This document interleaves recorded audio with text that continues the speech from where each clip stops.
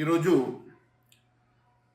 దేశ ప్రధానమంత్రి గౌరవనీయులు నరేంద్ర మోడీ గారి మీద పిచ్చి వ్యాఖ్యలు చేసినటువంటి ముఖ్యమంత్రి రేవంత్ రెడ్డి గారు ఒక ఫ్రస్ట్రేటెడ్ సీఎంగా, ఒక ఫెయిల్యూర్ సీఎంగా ఏమీ చేయలేక ఏదో ఒక కాంట్రవర్షియల్ స్టేట్మెంట్స్ ఇవ్వాలి కాబట్టి ఇస్తున్నాడు తప్ప, గతంలో రాహుల్ గాంధీ మాట్లాడిన మాటలు మాట్లాడి ఒకవైపు రాహుల్ గాంధీ మెప్పు కోసం, పదవి కాపాడుకోవడం కోసం ఒకటైతే, రెండోది పూర్తిగా అన్ని అంశాలలో వైఫల్యం చెందుతూ పూర్తిగా ఫెయిల్యూర్ ముఖ్యమంత్రిగా, ఒక ఫ్రస్ట్రేటెడ్ ముఖ్యమంత్రిగా ఈరోజు ఈ వ్యాఖ్యలు చేస్తున్నట్టుగా చాలా స్పష్టమవుతున్నది.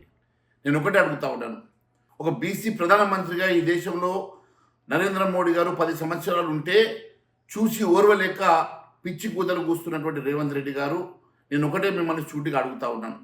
ముందు మీ నాయకుడు రాహుల్ గాంధీ గారు, వారిది ఏ కులం, ఏ మతం, వారు ఈరోజు హిందూగా కన్వర్ట్ అయినమాట వాస్తవం కాదా అని అడుగుతున్నా. వారు కన్వర్టెడ్ హిందూ కాదని అడుగుతా ఉన్నాను. వారి ఒరిజినల్ మతం ఏందో మరి చెప్పాల్సినటువంటి అవసరం ఉందని తెలియజేస్తా ఉన్నాను. ఒక కన్వర్టెడ్ హిందూగా ఉన్నటువంటి రాహుల్ గాంధీ ఆ రోజు ప్రధానమంత్రి నరేంద్ర మోడీ గారి మీద మాట్లాడడం ఎంతవరకు సమంజసమని అడుగుతా ఉన్నాను.